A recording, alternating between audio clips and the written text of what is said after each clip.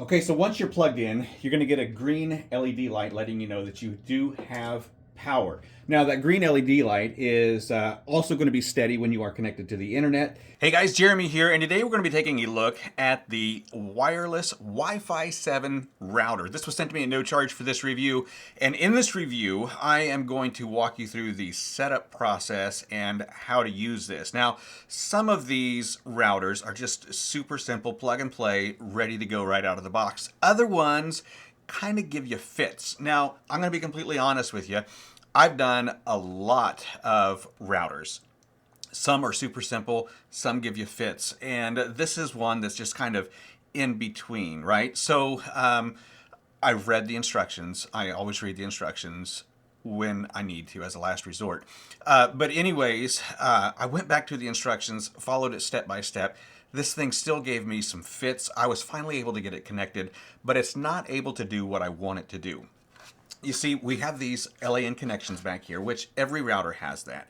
So what you're going to have to do is connect this to your main router, right? So it's always got to be connected to your main router. What I like to use these for are access points. I like to connect it via Wi-Fi and then able to put it in between my main router and where I'm working down here in my studio. Unfortunately, I wasn't able to do that with this one because it has to always be tethered to the router, which is really a pain in the neck, especially if you don't have a router that's got an LAN port. For example, I have, I think, the second generation Starlink, and it does not have an LAN port. It just plugs in, and then you've got your Wi-Fi. So what I've got, actually, is the Orbi, which is a 4G router, and I use it when I go camping. So I've got it down here in my studio, terrible signal. And however, it's enough to get me connected. And then once I'm connected to the Tenda, then I do have wireless access, which means that I can hook up to my cell phone, my laptop, any other device. Now, there were some steps that I had to go through in order to get this thing working the way that I wanted it to. And I'm going to show you how to do that. Okay, so once you're plugged in, you're going to get a green LED light letting you know that you do have power. Now, that green LED light is also going to be steady when you are connected to the internet, and then it's going to flash if you're not connected to the internet. It's going to give you a red flashing light if you are connected to your computer, but you're not connected to your internet. And that's what I had for the longest time. Now, they only give you one LAN cable, so I'm plugging it into port number 1, and I'm going to plug it into my laptop. And what should happen is that I should open up the Tenda site. And then right down here at the login, we're going to go with the Tenda _5D, what's on the Tenda itself. And this is what I'm getting. I'm getting an internet connection error, and then I'm also disconnected. So currently I do have my router plugged in. I do have it connected, and I also have it connected to my laptop. But it's showing me that I'm disconnected from the internet and I'm disconnected from the host. So the next thing I'm going to do is we're going to go ahead and take a second LAN cable, and I'm going to connect it to my router and to my other router. Now, once I get connected to the Tenda, you can see that it is looking for signal, and there it is, steady green light. All right, now I'm going to refresh my page, and now I am connected. Now, here's some of the things that I want us to pay attention to. Is it did take 2 LAN cables in order to get this connected, and that's just the way that it's going to be. Now that I am connected, I am able to disconnect from my laptop and go Wi-Fi if I want to. Now, how we get to that point, once we click on the more, then we can go down in here to the working mode, the diagnosis, power saving, Wi-Fi settings, network settings, and system settings, all sorts of different settings in here that we can go to.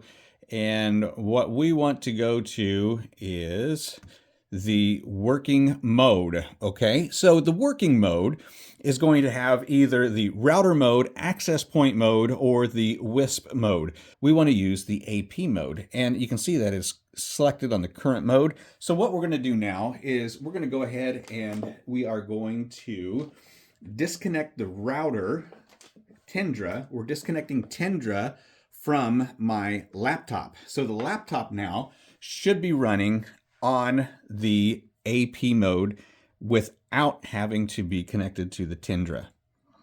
So what we're going to do here now is we're going to go into our Wi-Fi settings, and we're going to see if we can find, there's a Tendra right there, and we're going to go ahead and connect. And it shows now that I am connected to the Tendra.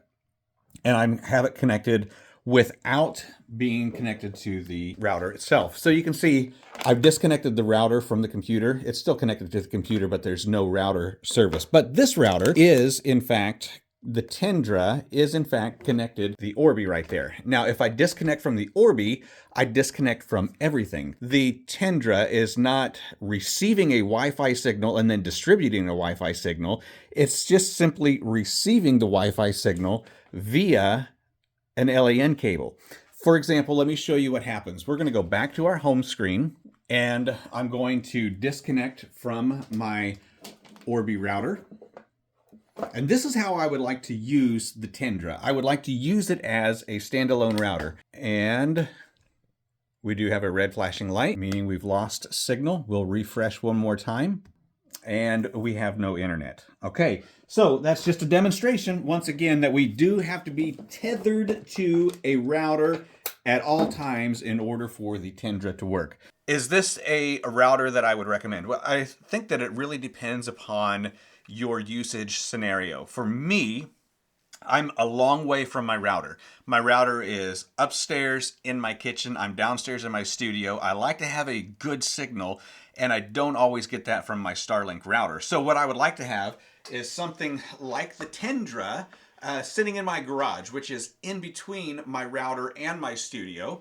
And if I was to have that in between, I can get that boost down here. Unfortunately, with the Tendra, I've got to be tethered. So unless I have a 50-foot LAN cable, then I'm just kind of out. Now, if you do have a 50-foot LAN cable and you're able to take that through the house, or maybe even through your ductwork, then it is going to be a success for you, and it is going to be something that is worth using. However, in my case scenario, it's just not going to work out well for me. It's not, it's because it always has to be tethered.